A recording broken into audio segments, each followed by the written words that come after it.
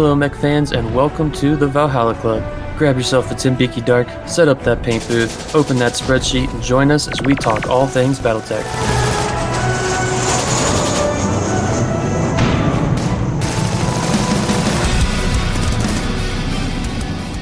Good evening, everyone, and welcome to the Valhalla Club.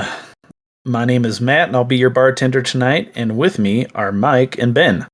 Gentlemen, how are you doing this evening? I'm doing all right, just happy to be here. Doing good. Been a little busy. Mike's getting ready to leave us. Yeah, I start driving over 3,500 miles in less than a week. Whew. It's a small voyage, I'll say. Yeah, it's going to be a decent caravan between a 26-footer U-Haul towing a car, the wife in the other car, and the sister-in-law. Well, at least you're doing it in the summertime. Yeah. I mean, down here it might be. Ish, right. It's going to be fall by the time we get up there. Yeah. Do you guys have internet in that other country? I'm going to... I've got just as good, if not more reliable internet up there, which is sad. I've got issues with Xfinity right now, but it's so close to us leaving that it's not worth dealing with. I've had to restart my Xfinity gateway every other day because I'll drop from 1,000 or 1,200 meg upload or download to 0.1 every day or every other day. It's ridiculous. I never had to do that with my Alaska internet. They know you're leaving them. It's true. Yeah, so they're just going to piss me off the whole time. For those of you that don't know, Mike's moving from here in Colorado all the way up to Alaska, which he calls home. It is home, but there's already a small community up there. One of the guys, Morgoth, that plays on game nights with us in MWO, apparently he lives like almost across the street from me. So I've already got a homie to link up with and play with. Nice. So we're stoked about that. So shout out to Morgoth.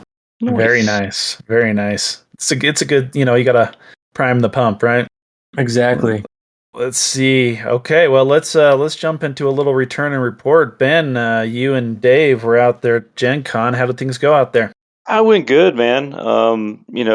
We got in there. I think me and Charles and Chandler flew in late, early Wednesday morning, and kind of hung out for a little while. And then I took them and dropped them off, and I was staying at some family's house out there, and no, it went good. I mean, we did Wednesday at the agent meeting, kind of going through what was going on at Gen Con, what was getting released and everything. And then Thursday, I mean, I ran Escalation League all day long, so that was kind of an ass kicker.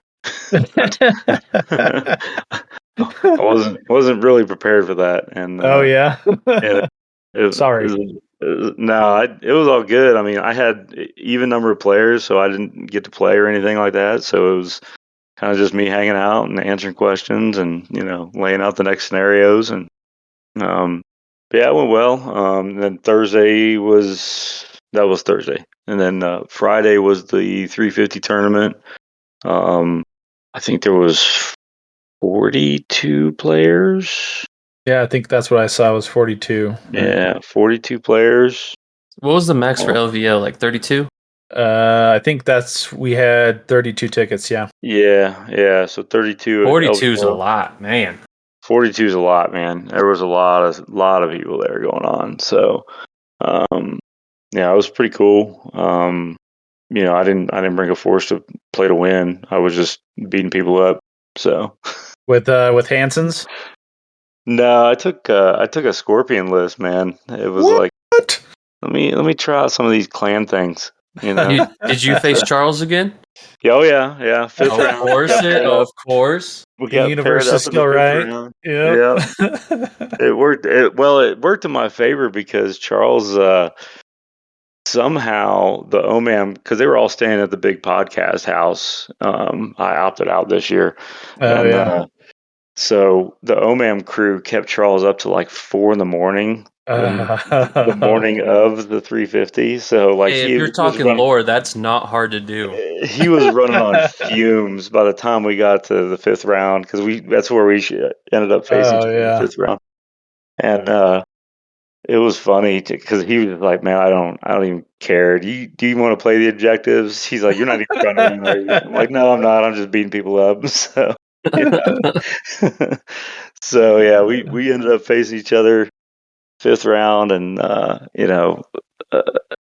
my force is not designed to do objective stuff, so that's how we ended up with like 1100 MOV out of 1250.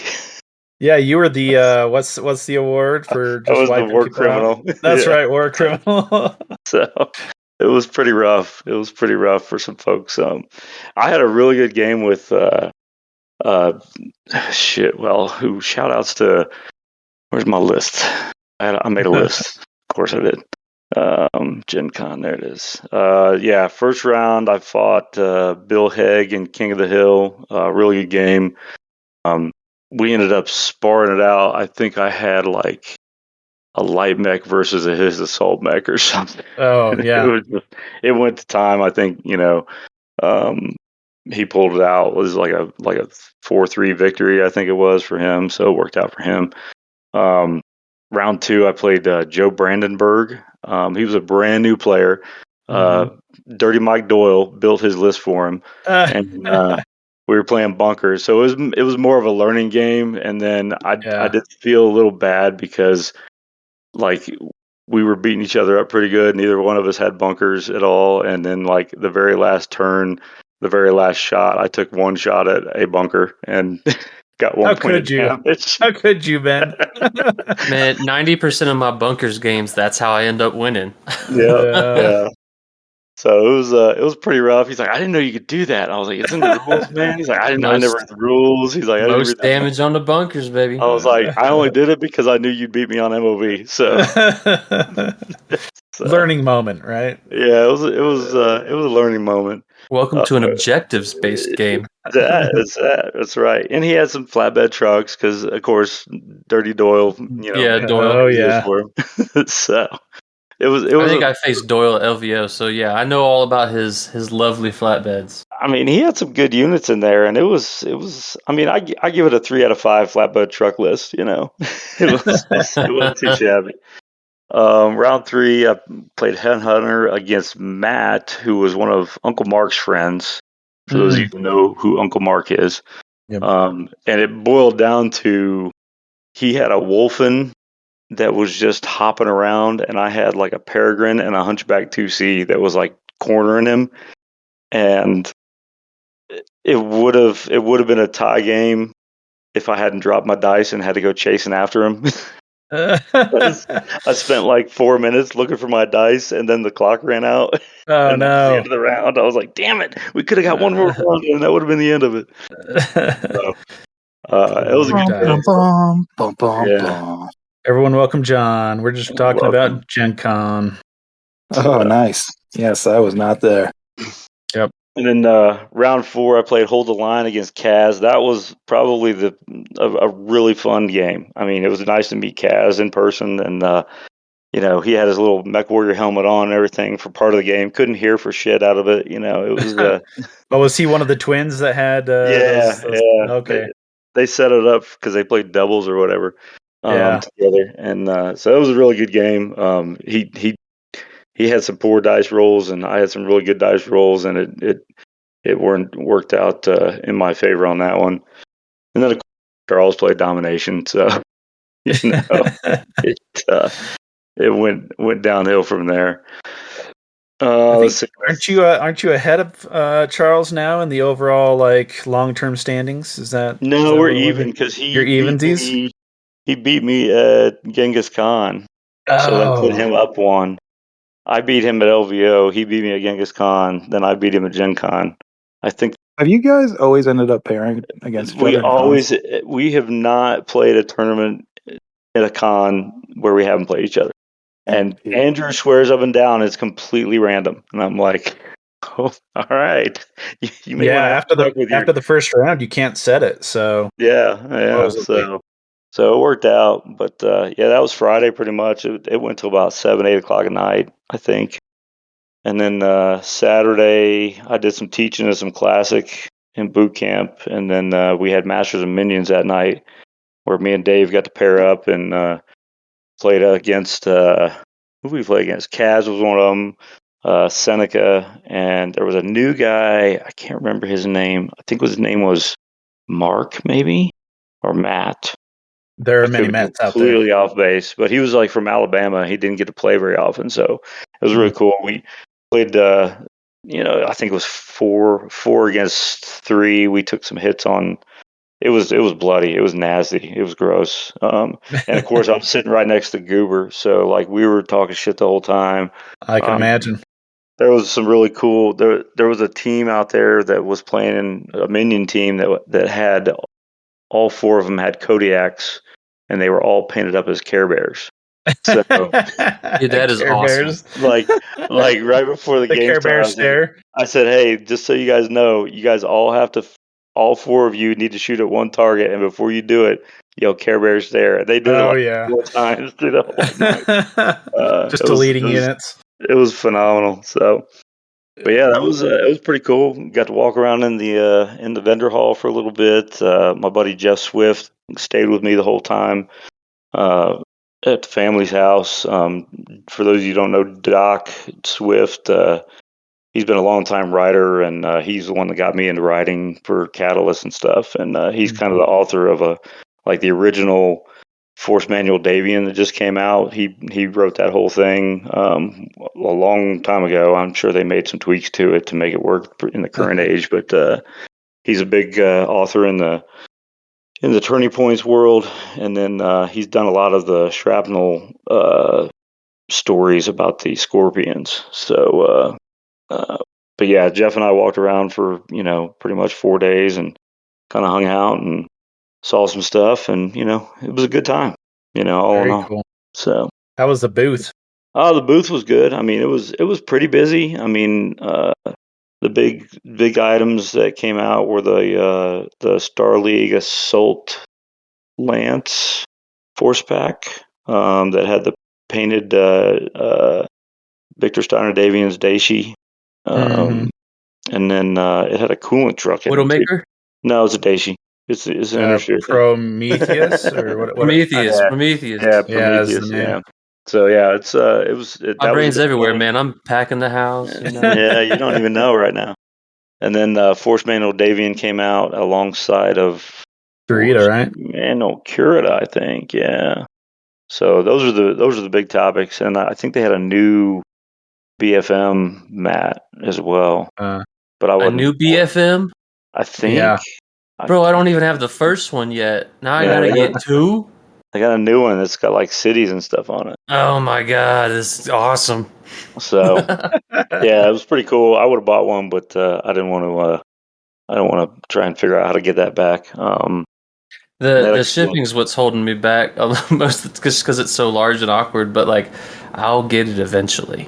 Yeah, it's rough. But yeah, they had like a 40th anniversary dice set that I picked up. That was kind of neat. It was like 3 sets of dice in a little velvet case and everything. It had a little 40th anniversary emblem on it. So that's nice. Yeah, good to have 40th stuff. Yeah, it was a good time all around, man. I think everybody had a good time. Wasn't a whole lot of issues going on or anything like that. So it was Gen Con. So bueno. Yeah. Very nice. Well, glad to hear that it went well, Ben. Yeah, one of these days, maybe next year. Maybe next year will be my Gen Con year. I'm not sure. We'll see. Let's see. Okay, so we're going to jump into a slightly new section, perhaps called Your Arms Dealer Update, perhaps called the Shopping Basket. Still undecided, but as Aries Games and Minis is a sponsor for the podcast, we'd like to highlight some new stuff that Derek's got going on over there. So just recent updates we've gotten. They typically has restocks of Ironwind medals every so often. He had one come in this week, I think, and I was just scanning down the list. Lots of the battle armor in there, so even though Catalyst has put out new plastic little boy battle armors with the Kickstarter. These are still the larger big boy metal battle armor. So if you need any battle armor for your gaming, especially Wolfnet 350 or anything like that, Derek's got you set there.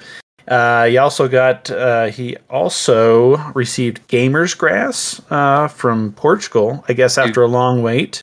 Gamer's Grass is dope. Yeah.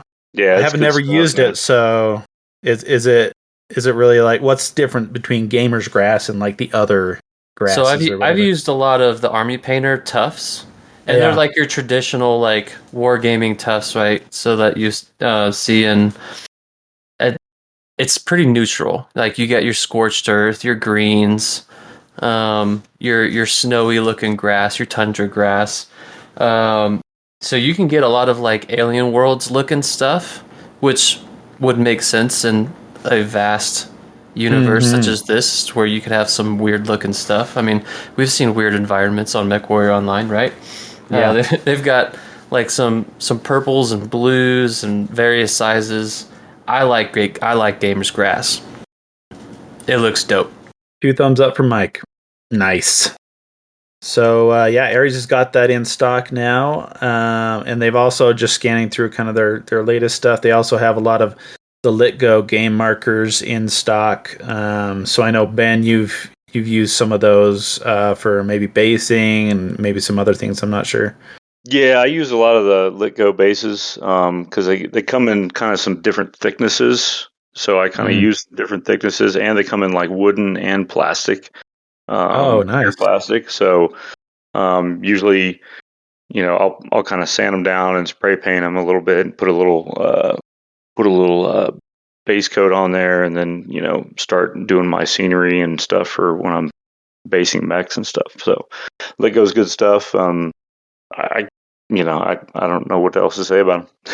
When you need your 100% mahogany game markers, this is the place to go. Is that what you're telling me? Well, that, and I use them for like a lot of battle armor basing, because battle armor come with a base. So you got to build up a base for them, and vehicles are the same way. So and the LitGo stuff's like the acrylic stuff, right? Yeah, they have acrylic and they have wooden basing stuff. Oh, they got wooden too? Yeah, so they also do that. And then they do have some acrylic, like game markers and things like that. Oh, okay. Pretty handy. Yeah. So I have the LitGo Alpha Strike crit trackers, which Eric also has on his website. Dude, those are super clutch. Yeah. I need my crit trackers, especially in Alpha Strike, because it's so fast paced. So he's definitely got those. Those are on sale for $8.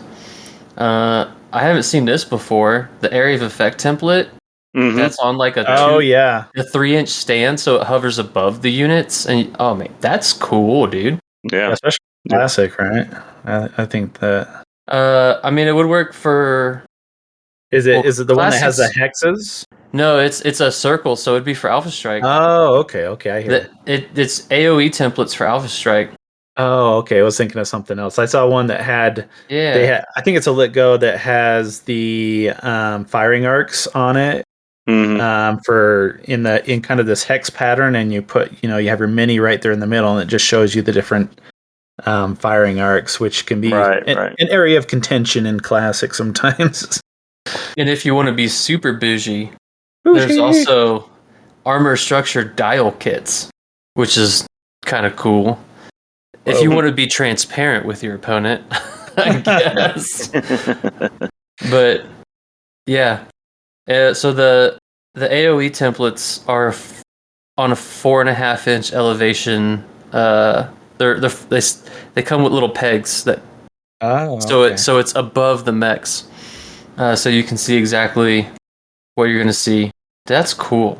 So you can put like all 22. So you can perfectly place that artillery shot. Yeah, dude.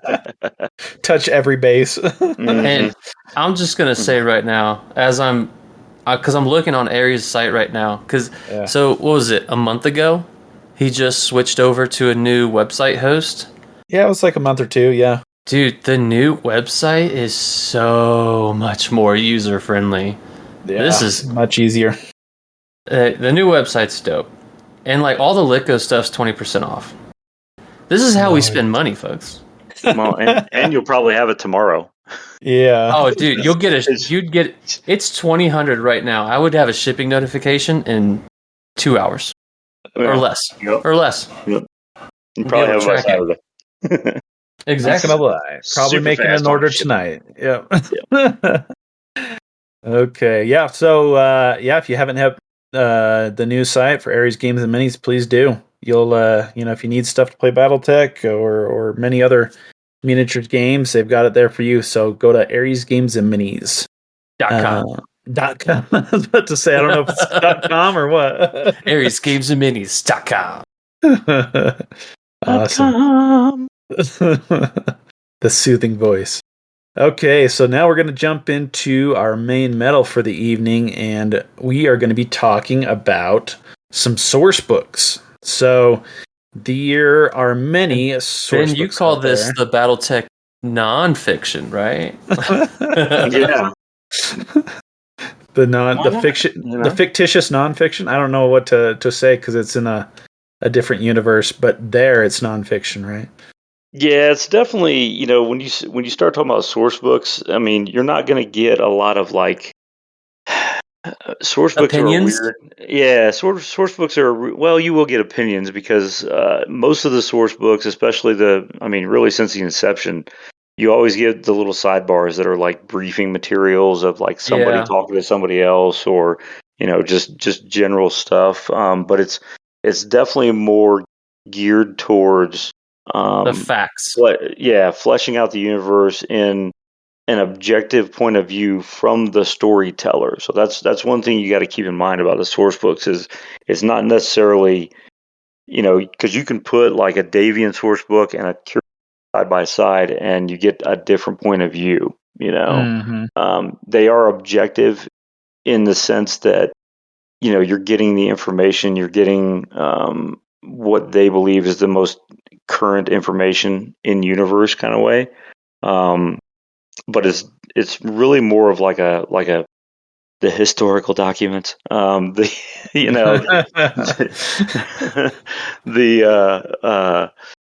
Just like the timeline, and how everything kind of plays out. And there's so many little nuggets in each one of these source books that you can really take and run with it in whatever you want, however you want to play.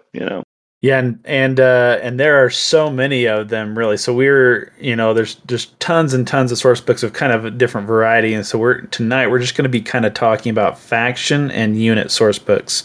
So those that focus on a particular faction, whether it's one of the great houses, the clans, or whatnot, or a particular unit, like one of them is the Somerset Strikers, and so that's what we're going to be focusing on tonight.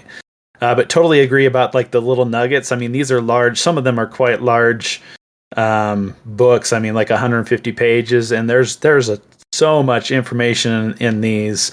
And Ben, what would you say were kind of some of the first of these faction source books? Did it really start with, I guess, with FASA as kind of at the beginning? I mean, it really started with FASA, and I mean, the original 5 house source books, plus the Periphery source book, and plus the Star League source book. Those were the kind of the key 7 that the foundation of the universe was built on. And each one of those source books is just a different look at all of that stuff that happened really in the early days. I mean, we're talking this, it's 80s writing, it's 80s art, it's there's a lot of wild stuff in there. I mean, I remember in I think it was the House Merrick source book, the original one had rules for playing 5-card Drax, which was like a card game. It was like there were so many weird things in there that are just awesome little nuggets in the universe that are really good. So I will say that I briefly looked at several of these, but the one I looked at very briefly was House Steiner, and the very first picture in there is of Katrina Steiner, and the picture is so 80s. I love it so much. So good. I mean, there's some really cool art in there, man. That it's just like, man, you could tell that was like the hair metal days of art, and it's there's some wild things in each one of those, man. It's so good. Yeah. Yeah, so we started off with, like Benjamin mentioned, these FASA faction source books, and you mentioned there's the 5 great houses, and then we've got the periphery, and then kind of later on, but still FASA, we had Comstar was one I know of, and then once Clan Invasion started, or kind of came up, then we had one called the Invading Clans, and then both the Wolf and Jade Falcon clan source book. So those were kind of the ones I came up with, the FASA ones. Did you have any others, Ben, that were from that FASA time period? I mean, if you're talking faction era, I mean, it was they did have a second periphery book that came out around that. It was like set just after the Clan Invasion.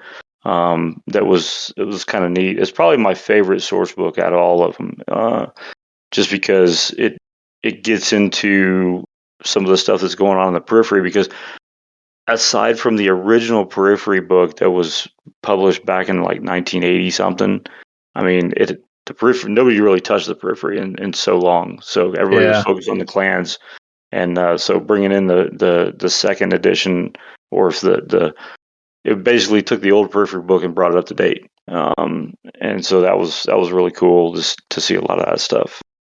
Yeah, that is cool that they would actually go back to the periphery. I guess that makes a little bit more sense in light of the clans kind of coming through the periphery and stuff like that. And I know there was also another one that was kind of in the style of FASA, but it wasn't a FASA one, which is the House Orano. Just looking at it, it's kind of still in that same style, but it was produced way after. Like, this is coming from the BattleTech. I don't even know what you call it. The top-down game from Harebrained Schemes.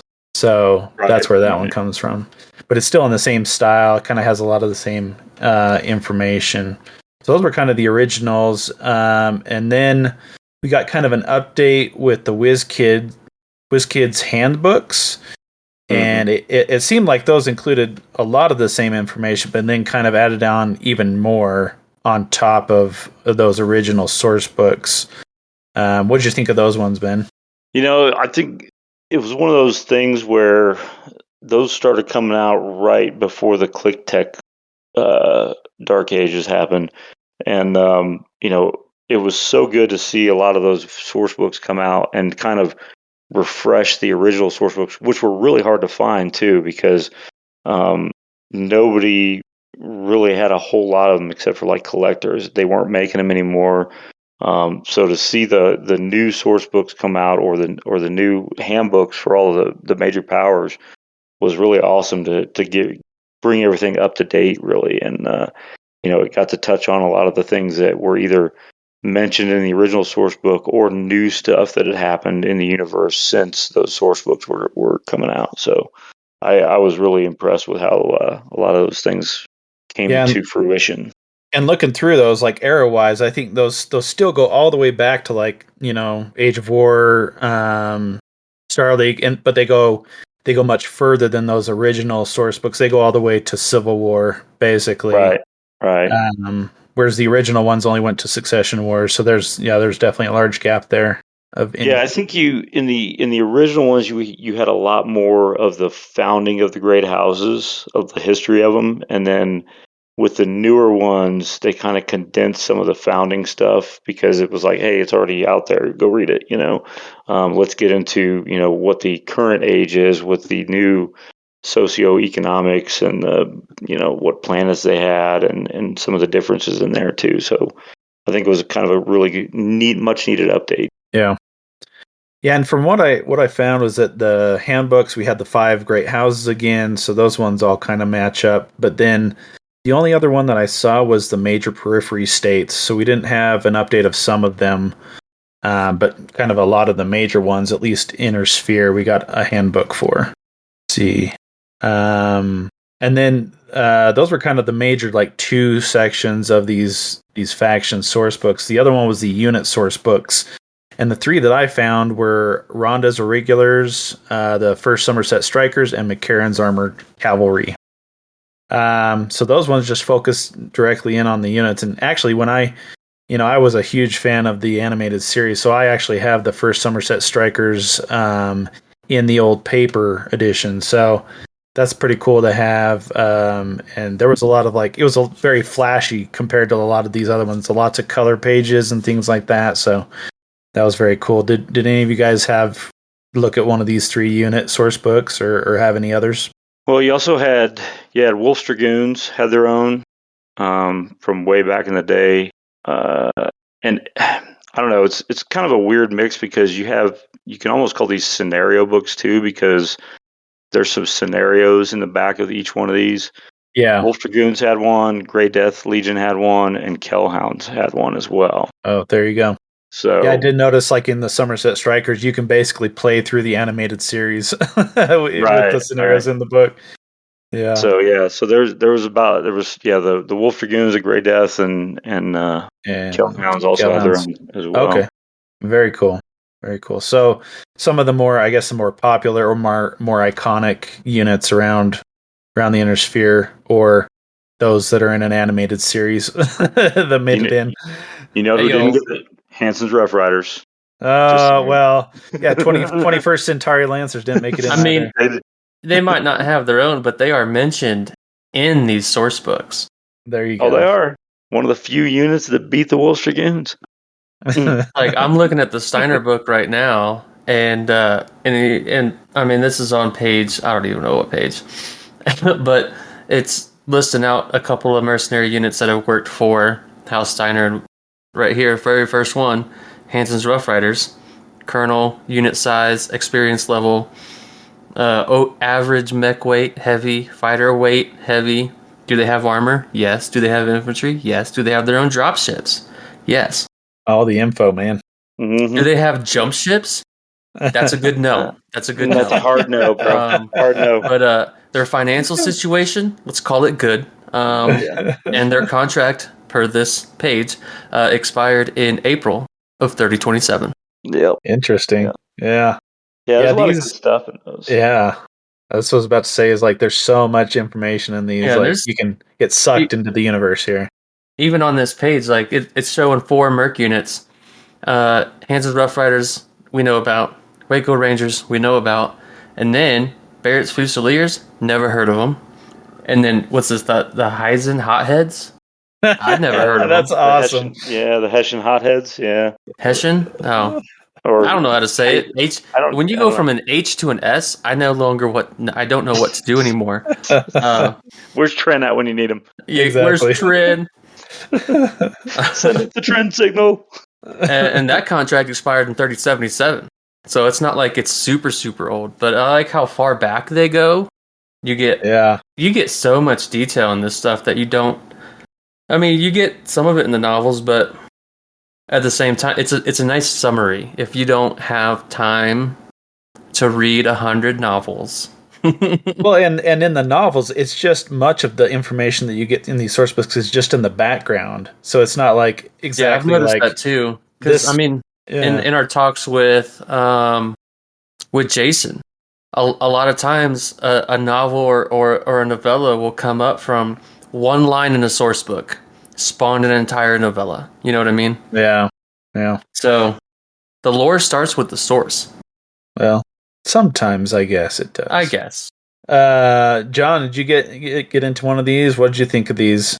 If you're still with us, I'm still here. I've been listening to you guys. My eyes glazed over a little bit of the details, but it's impressive. I was taking a look at Jade Falcons, of course. Boo. It comes from the year 1992. Mm-hmm. Straight up. And, it's I was 4 years old. The blast from the past.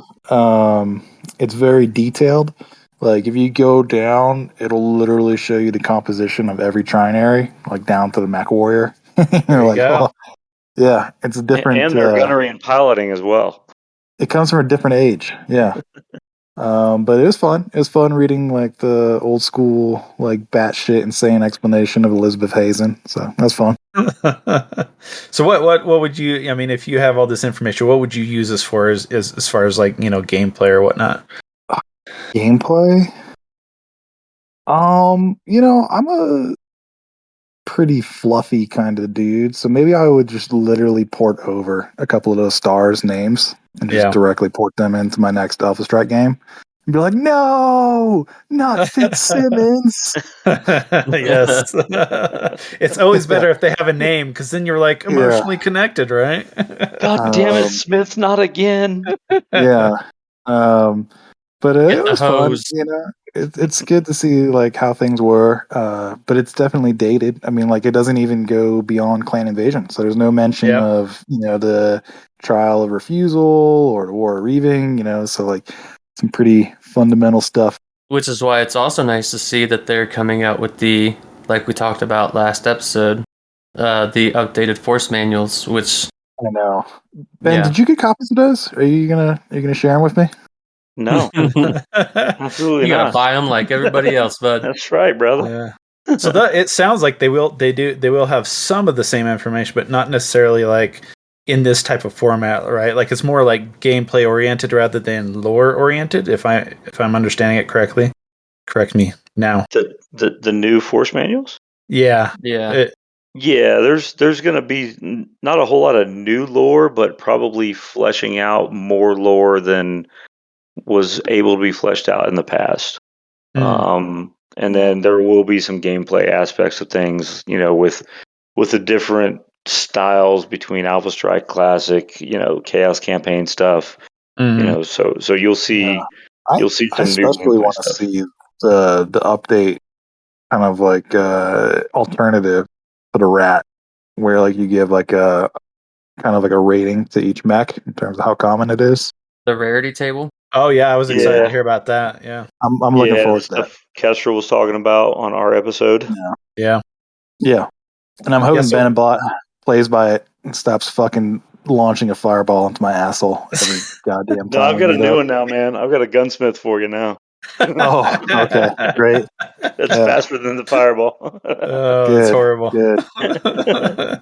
Well, yeah, because when I was looking through these faction and unit manuals, and what immediately spoke out to me is like, oh, this kind of fits into like campaign play, because you're really getting into the details, and you can place them on different planets where they fit into the lore. I mean, you can always do it for pickup play as well, but it just immediately spoke to me about kind of like campaigns and running through lore based campaigns. I don't know about what do you guys think about that? Oh yeah, absolutely. I mean, like they give you a ton of detail, really more than you could ever use probably in the tabletop. So you've got a lot to pick from. Yeah. I mean, there's a lot of people that want to recreate, battles that they saw or read about, right? Not saw, that they read about. I mean, I never watched Marvel What If, but think of it as like being able to play your own BattleTech What If, Yeah. So, well, somewhat related, Braden's Operation Revival is running out of the Wizard Chest. They just had their meetup this Tuesday. And they took on Tycross again, but this time the Jade Falcons ended up capturing Kai and making him a bondsman. Dun, dun, dun. I read that, and I was pitching a tent. I was like, just as it should have been, in a better world. But it wasn't. Yeah. Well, what's crazy is that like that one capturing Kai would mean that there was there'd be no like word of Blake, like the amount of effects from that one battle. It's kind of nuts. I don't have it all queued up, but it's inside the thread on the Discord in Colorado, guys. Yeah. But yeah, nerds, alternative, alt history, alt fake history. I don't know what to call it. Just keep going down, further down the walkway there. Future history. Yeah. Ben, what would you use kind of these source books for, as far as kind of, would you just port stuff over into a campaign or into different gameplay? What would you do with it? I mean, there's a lot of stuff in these source books, and especially as you start getting past the original the original 7, as the source books start coming out, I mean, there's RPG applications to them. There's gameplay Huge. applications to them. There's, I mean, hell, pretty much like the second edition of those faction source books all had stats for different archetypes for RPG stuff. Yeah. Like I talked about the periphery one that I was talking about. That was like the first introduction of the colonial marshals, which is probably one of my favorite kind of little groups in the periphery. And, there's little archetypes for there's an archetype for a pirate and a prospector and a privateer and a colonial marshal. And, there's a lot of cool stuff in there that usually is under, for that era of the books, it was all the MechWarrior 2nd edition RPG. And then as you get into the handbook stuff, you get some of the MechWarrior RPG 3rd edition archetypes and stuff. So it's kind of neat. You can port over a lot of that stuff over into your RPG games if you like doing that kind of thing. Or like we used to do, we would make characters from the archetypes in the RPG sections, and then use those on the tabletop, so you feel a little bit more invested in your pilots and things like that. So, because otherwise you're just like, random clan dude, and I'll just throw him in the mix. He doesn't care if he dies or not, but when it's Thompson. Right. Thompson's on the line, man. Right. So you get a little bit of that in there. And, you can use a lot of this stuff in here is just to really flesh out your campaign or your storyline for your RPG, So a lot of good stuff in here. Yeah. So, maybe I'll just run through like what these actually have in them. So just kind of some of these different sections. So, and I'll start actually with the handbooks, which were produced during the WizKids time. But, so some of the sections they have in them, and as I said, these are like 150 page, documents, but they have a big historical chunk, so that's just kind of a description of the faction history, like we were saying, from all the way from when they started. So when I was reading the Merrick House Merrick one, and that was like all the way back to World War II, so it was, or World War I think. It was pretty crazy. But all the way from there through either clan invasion, or most of them actually go up through the Civil War era. And also has a lot of timelines and different maps as kind of like where they progressed and where they were based as far as planetary systems and things like that. It's really cool. You also have a tour of the realm, which you kind of go into the different planets, what the different planetary systems have on them and where they're located, how they're kind of split up into bureaucratic areas. There's also sections about the government, about the military, like the structure, all the training centers, all the ranks, uniforms, and awards. Then you get into more of like the society and the culture, what these people are kind of like in general, but also different sections of people. You've got a section for the economy, and then you have this rules annex, and a lot of that information that Ben was talking about there, like the RPG information, specific rules for playing like really kind of nitty gritty stuff for classic BattleTech. You got different characters and military units. And you also, like, one thing that I picked out of the handbook, House Merrick, is like you've got, and this could really apply in an RPG situation, but it has like a listing of different creatures in in these systems and stuff. So like looking through one, there was this, they call it the Hodson Flyer, and it's like this, I don't know, it's this gigantic fish that that's really famous, and people go to these planets in House Merrick to go fishing for these things. Anyway, it's got all the RPG elements and like the stats for these things and stuff. So it's got like amazing detail and just tons and tons of stuff that you could use in a lot of ways. But I can definitely see it like RPG wise. Super handy. I mean, you could go into just one of these and you could play for the rest of your life really with all this information. It's pretty crazy. What were some ones that you guys looked at, and maybe some interesting things you guys picked out from any one of these faction source books? Well, like I mentioned earlier, like just seeing even some lesser known mercenary units that have been attached to, and like their contract terms, this, that, and the other, like that's super cool. It's all stuff you can use to add more fluff to your game. Yeah, the fast fiction source books, like the the one that's just like BattleTech House Davian, BattleTech House Karita. That's like a good broad overview, and then with the WizKids handbooks, you get a lot more deep dive. Like you mentioned, the economics page. I was just looking at that one for Steiner, and you get the currency values, what color paper's used for like the bills, what color coins are used, and then the currency conversion rate. So if like for the what is it, the RPG side of things, you're able to add a lot to that, because MechWarrior Destiny isn't all mech combat. It's supposed to also be like the individual pilot in instances where they're not in the mech itself. Mm-hmm. Yeah, it adds a lot more into. I mean, that's the thing, is like there's so much information you can literally like immerse yourself in this when you're trying to play a game, like especially an RPG, and in all that smaller information. But you could also use that stuff in a mech campaign as well, if you didn't want to go all the way down to kind of RPG. But yeah, really cool. What else did you guys find? I'm a big fan of the MechWarrior Third Edition RPG stuff, and so like in a lot of the handbooks, there's like additional life paths you can use to create characters and stuff. So that was always kind of a neat thing to find. Just flipping through like this one I got in front of me, the handbook House Davian. I mean, there's like where's it at?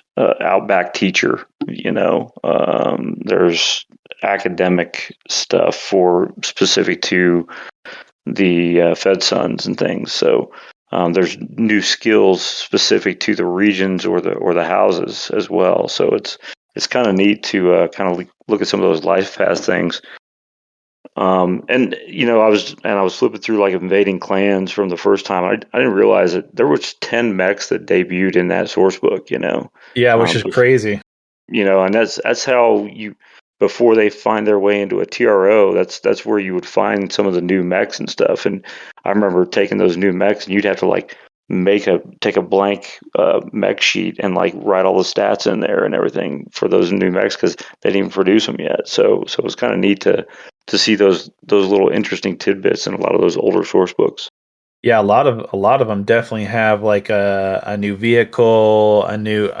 There were several that had different specialized vehicles and stuff like that. So yeah, it's very, very cool to see. Yeah, 92 Jade Falcon has some all-stars. Got the Baboon, the Conjurer, the Kraken, the Vixen. I mean, the Conjurer Baboon looks great in this art too, I have to say. Yeah. He just looks like a stud on page 95 here. Yeah, what do you guys think of the art of these overall? What are your guys' impressions? All over the place. Yeah. It's a little old. It's a little rough, and especially some of those mechs that came out, man, you're just like, oof, that was definitely some early 90s type stuff. Yeah. I would let this Conjurer take me out for breakfast though. He's a stud. Maybe I got my wires crossed just because I heard Ben while I was looking at the Conjurer, but there's something there. The picture of the Kodiak and invading clans is just kind of like, oof. That one. That did not age is that well. the Kodiak behind the Kodiak? It's just like it looks like a dude at the gym, like you just standing there that does like all chest and back and buys, like he doesn't do leg day at all. He's just like, woof. I will say I do think the art's slightly better than the cover of which one was it? The Solaris 7 one? MechWarrior Guides of Clans and MechWarrior's Guide to Solaris or whatever it was. Yeah. Don't you dare defame those. Those are the best. It's a little bit better than that. It's in the realm, I guess. I don't know if this one is unique to the Jade Falcon book, but they have the iron wombs, like the little babies in tubes. Oh, really? Yeah, it's very cyberpunk, man. It's awesome. It kind of reminds me of like, did you guys ever watch the music like Pearl Jam, like do the evolution? You know what I'm talking about? Yeah. It totally reminds me of that. I don't want to go back to those days. Oh man, I love the artwork makes me laugh quite a bit, especially when it's in the historical section, and so it's like old artwork of the older mechs, and so I'm looking at one of the Mackie in the Free Worlds League one, and oh man, it's awesome. I love that thing. Yeah, I know. Sometimes it's funny too when you see like art of like it just doesn't make sense. Like the old Blackhawks that just didn't have like hips. It was just like, yeah, you can't turn. Like, I don't even. Not allowed. Yep. Not allowed. No torso twist for you, chump. I mean, that did used to be a quirk. Yeah. An unfortunate quirk. Very unfortunate. So, what do you guys think? Do you think these are valuable for modern players? Where do you think people? Oh, they're could still use them? relevant. Yeah. Yeah, I mean, I think totally all agree. the lore alone, if you wanted to do scenarios or a campaign within like the earlier late Succession War or the Invasion era, like definitely, like there's a treasure trove of stuff here, and they're all pretty affordable. They're all what, like $8 PDF on the website. Yeah, so CGL? on the CGL store, they've got most of them, around $8-9. Yeah. The handbooks actually are 25. Then so those are the newer ones with a little bit more. So those are a little bit more pricey, but the old ones are like $8. I think so if you're like the GM of the group and like you're usually the one coming up with scenarios, just like pick a faction you like and drop a little coffee money on it and read it up while you're pooping for America and come up with some campaign. Bingo bango. I support everything but doing it on the pot. Oh man. I'm an efficient person, Matt.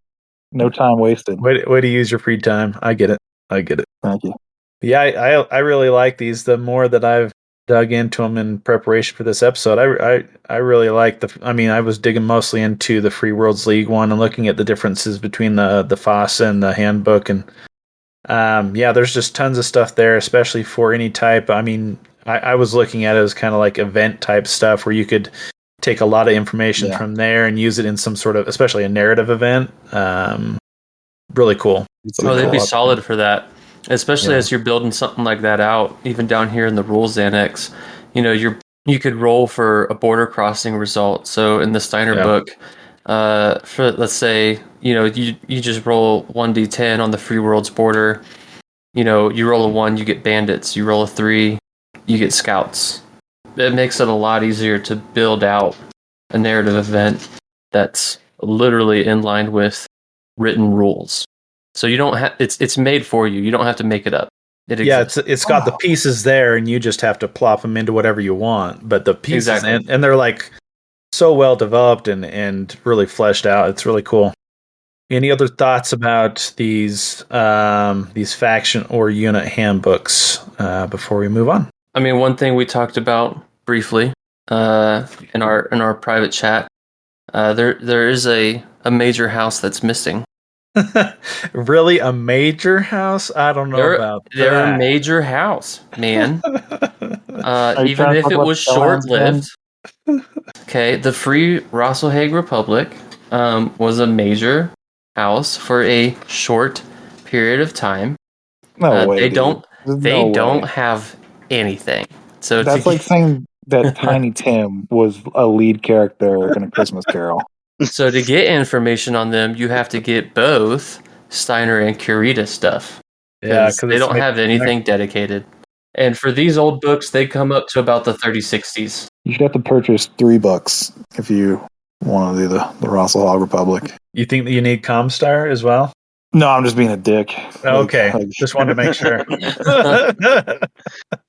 Off the top of my head, I don't think there's much in the Comstar the Comstar source book.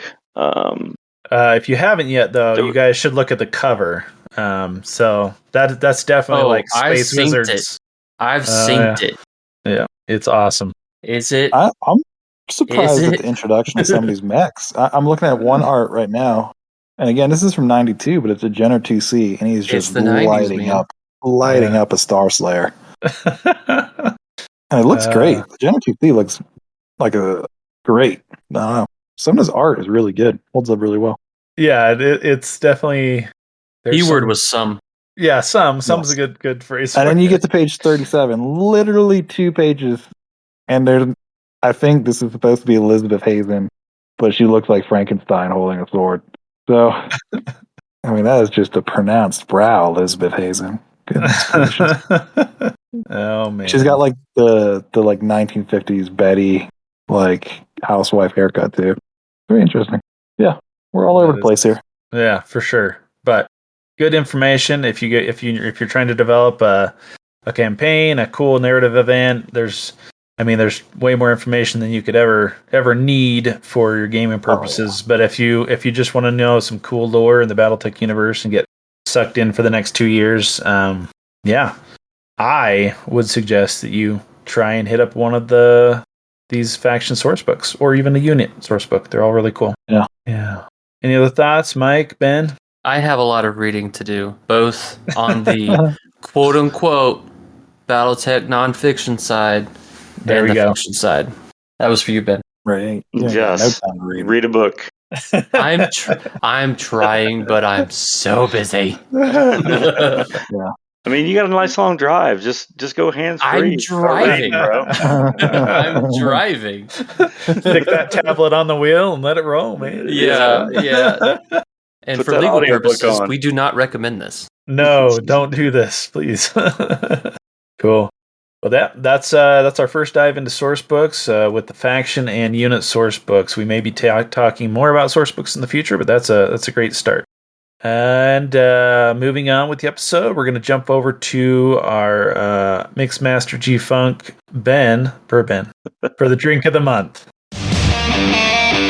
Hey all, this is Ben here, your BattleTech Master of Spirits. Get your mixers, liquors, shakers, stirrers, and strainers ready as we cover this month's BattleTech Drink of the Month.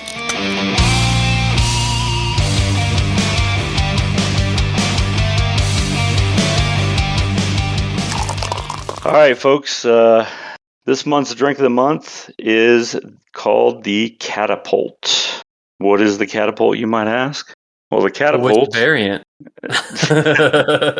We're gonna go with the K2 variant.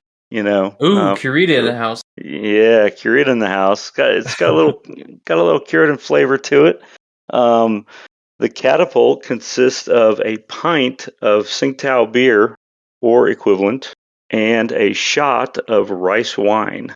Yeah, and that's K2. Wait, hold on. Rice wine in the pint glass with the beer and drink it Boilermaker style. Down the hole, huh? That's it. So We were doing so well. we were doing so well. Could this also be called a Curita car bomb? I don't know. It could be. It could be. Maybe a DST DEST car bomb. Oh, a desk, you know? Yeah. So I actually brought back some memories by trying this one out a couple days ago. And I was like, oof, yeah, I remember doing this on deployment when I was in Singapore. And I'm too old for this now. I can't do that anymore. That's what I heard in that entire thing. I was like, that's Ben saying, I'm too old for this shit now. I can't take that one a little bit. I had to go back to the old standby and just pour a couple fingers of bourbon and get that taste. There it was. Yep. Back to the classic. You know, sometimes there's just no reinventing the wheel. You know, so. But that's your drink of the month. Woo! Thank you, Ben.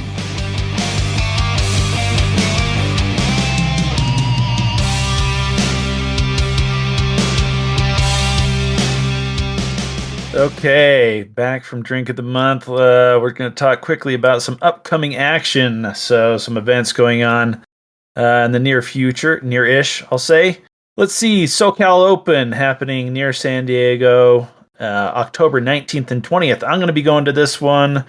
Jesty, if you don't know him, you're missing out. But Jesty from both MRC and other fame is running both a WolfNet 350 and a classic event Saturday, Sunday there in San Diego, or Del Mar specifically, but out on the coast. And it should be fun. I know Greg from local community here is going with me. Greg will go to win and I'll go to be destroyed. So that's the way it'll work. Yeah. Similar thing with KSAG. So this is the WolfNet crew putting on an event up there in Minneapolis, December 6th through the 8th. Ben, you want to roll out some details for that one? No. Exactly. Okay. Ah. No, K-Side's is going to be a good Tune in time. to WNRP podcast. Yeah, Yes. I don't mean to steal their thunder, man. If you want to know more, just email WNRP@wolfdragoons.com. No, it's going to be a good time. I'll be there. I think, Matt, you're going to, right? Yep, I'll be there, and Greg will be there at least. Yeah. So. So, yeah, we'll have a couple Greg is going Colorado for all the showings. events. Hey, man, we don't have kids. Oh, well, Well, Matt has kids. All right. Yeah. Matt needs his daddy time. That's right. Yeah, T-Side's going to be 3 days, Friday, Saturday, and Sunday at Game Center in Minneapolis. And if you want to know more, I'm sure WolfNet Radio is going to talk about it here in the coming months. So pay attention on their end. But there's going to be a lot of Alpha Strike and classic events going on. So be on the lookout for that. Yep. Yeah, and should be fun. And Mike I think that was Mike reminding me about some sad LVO news. So we got the word a couple weeks ago that unfortunately LVO does not plan to have any official BattleTech going on this particular year. So we, and by we I mean myself, as kind of the lead there, I'm looking at some different avenues, possibly doing our own BattleTech. Time to shine, Mike. Yeah, this will be the Denver but not Denver event, possibly in April. Actually, is one of the weekends I'm looking at is in April. But to do our own BattleTech event, kind of build it up into our own little BattleTech con for the Western United States. And I'll include Alaska in that so that Mike can come down and be awesome. I'm on the west. You are on the west side. I will say that. So, hopefully some better news in the near future. But yeah, don't make plans to go to LVO this coming. I guess it's technically in 2025, but unfortunately we couldn't persuade them to continue to have us in there at least for the coming year. So hopefully some news in the near future, maybe next month, about a possible event. Maybe either March or April of 2025 in Las Vegas for, predominantly for the Western U.S., but anyone's welcome to come out. Gentlemen, any other upcoming action that I forgot to mention? Well, I don't know about you, but I will soon be located in the greater Anchorage, Alaska area. And if you want to get some games in, hit me up on Discord and we can link up at Bosco's, which is going to be my new local game store. So... Bosco's, nice. Colorado wise, I think David's putting on an Alpha Strike 350 tournament in September, correct? Oh, that's right. Copo Yes. 2? Yeah. Or 3? No, man. 3? I don't know. Is it going to be Castle Rock? So or is it many gonna be events. Gamers Haven? It is going to be probably the last. Well, unless someone else buys that store, it'll probably be the last one in Castle Rock, right? Right. Right. RIP that store. Yeah. Yeah, it's too bad. Do you have a date on that, John? The Copo event? Yeah. Got it. And COPO stands for Colorado Premier Open. Open. Da, da, da, da. September 2024. Player packet. It's September 14th. Is it? There you I go. believe. Oh, no, Okay. 21st. 21st. Oh, oops. September Alright. 21st, 10 a.m. Okay. in Conceivable Castle Rock. So if you're in Colorado or happen to be visiting on that weekend, come out, play some WolfNet. Yeah, meet the Valhalla guys. Meet Charles will probably be there. He and David are probably going to run it together, right? That's what they usually do. Maybe not. Okay. Not sure. Yeah, Dave. I know DBD. Dave's running it. Dave. Dave, Cool. Dave. Hey, everyone, get out and play some games of BattleTech, Alpha Strike, Yeah. whatever. Get out Classic. and play. Have fun. RPG. Or what did catch you do? someone to come play in your basement with you. One or the other. No, That just keep too. him there. Yeah, just keep them I there. will say, Yeah. and this, well, I'll hold it. You can let it out. It's okay, Mike. So if we want to roll into the next and final Yeah. segment, You want to do shout-outs? shout-outs? You want to do shout-outs or Patreon? Shout-outs. Okay, let's roll into some shout-outs here. So, Mike, you can go first. My shout-out for the month is going to be Caveman. He's a newer member to the Discord.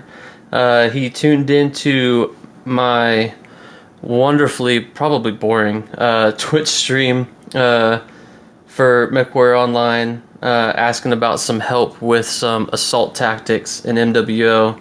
And I threw him the Discord link. He joined in and then hopped in voice chat and played with us. So we had a lot of fun. But reaching back to what we were talking about previously, he's like in the middle of nowhere and like has nobody to play with, no actual local game store. And so we pointed him in the direction of WolfNet, at least for their Discord, because the WolfNet Discord does have a list of dedicated Megamech servers.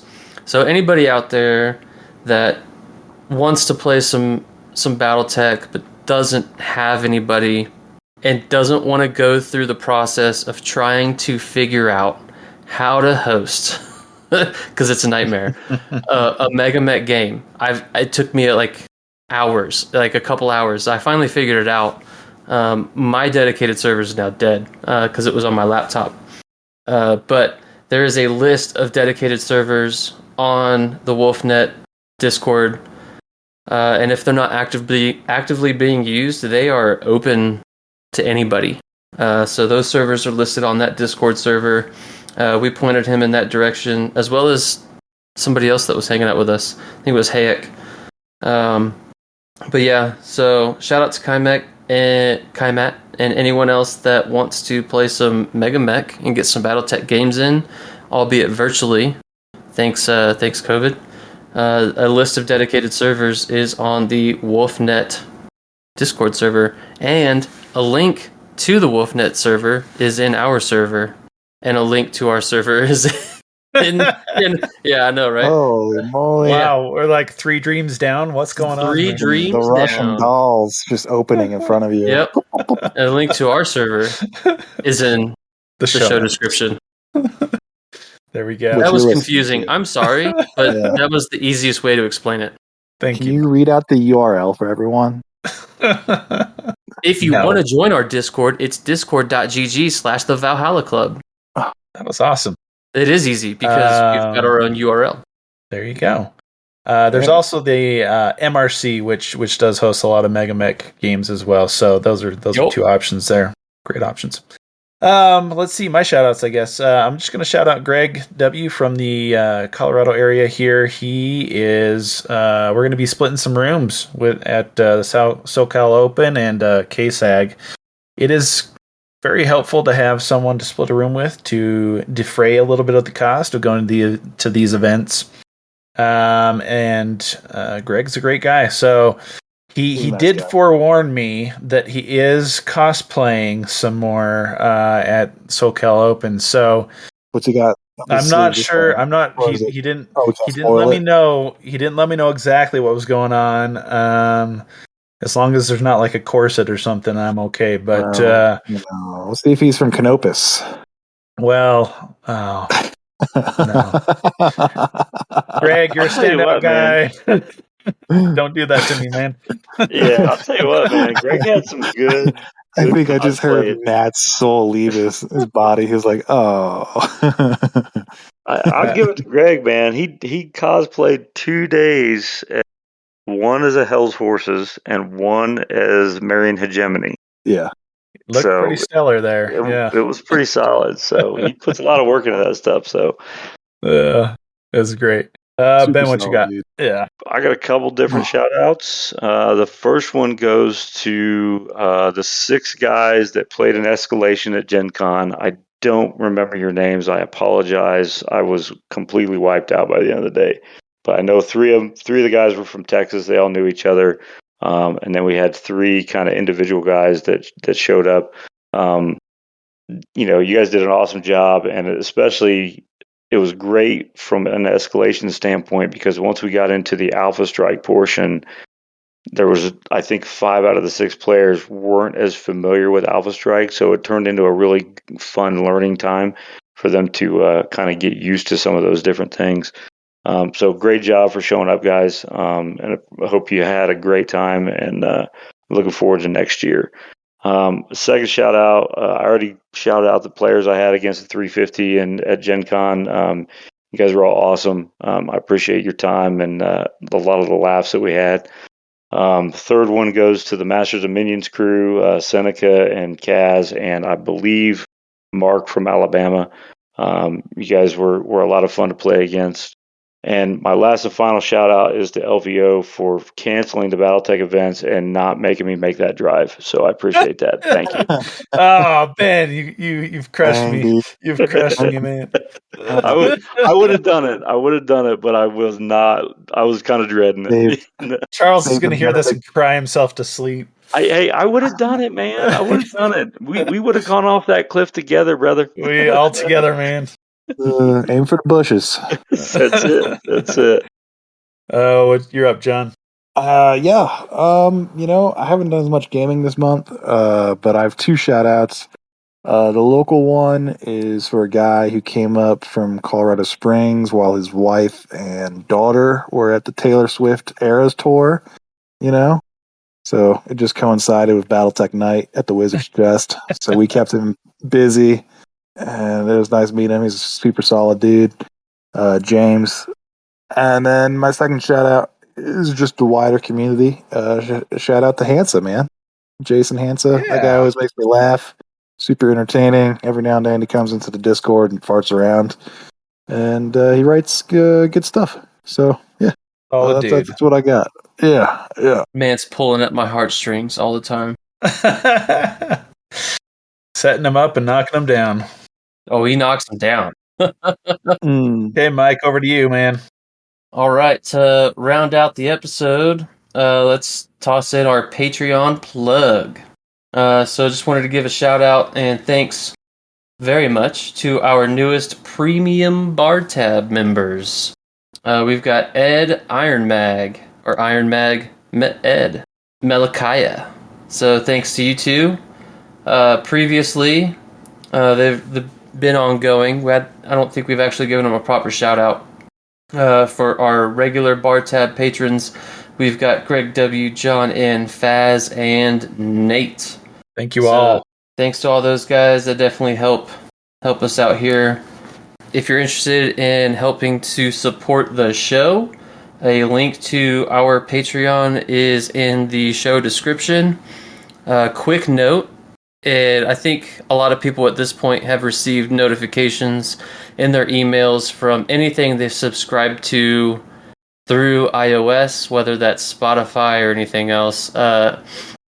Apple has changed around their subscription fees to various places, which is making the costs of things go up. Shocker. So, just a quick note, if you want to support the show and you have an Apple device, just go to the Patreon website. Do not do it through the Patreon app in Apple, because it will cost you more to cover Apple's fees. So cut out the middleman of Apple and just go to the Patreon website if you're interested in supporting the show. We appreciate everything. It helps us keep doing what we're doing. And we do it for y'all. So thanks to all our patrons. Yes, thank you very much, everyone. And hope you enjoyed the listen tonight. And with that, that's the last call. Last call? Last call. Last right. call. Hey, man. We're on schedule? Good night, everyone. Isadora, what are you doing down here? Good night, nerds. Good night, nerds. Wait, Izzy, come here. Come here. Say good night, nerds. Good night, nerds. Yeah. Good job, Izzy. Now I need to go be a dad because apparently my kid snuck out of her room and she needs to go back to bed. Thanks for joining, John. Deuces. Thanks for joining us today in the Valhalla Club. If you'd like to hang out with us and many other BattleTech podcasters, then be sure to join our Discord. Link is in the description. Special thanks to our sponsor, Ares Games and Miniatures. Ares is the premier online retailer for all your BattleTech needs. If you would like to support the show, you can find us at patreon.com/The Valhalla Club. If you have any comments, please feel free to send an email to thevalhallaclub@outlook.com. Until next time, mech fans.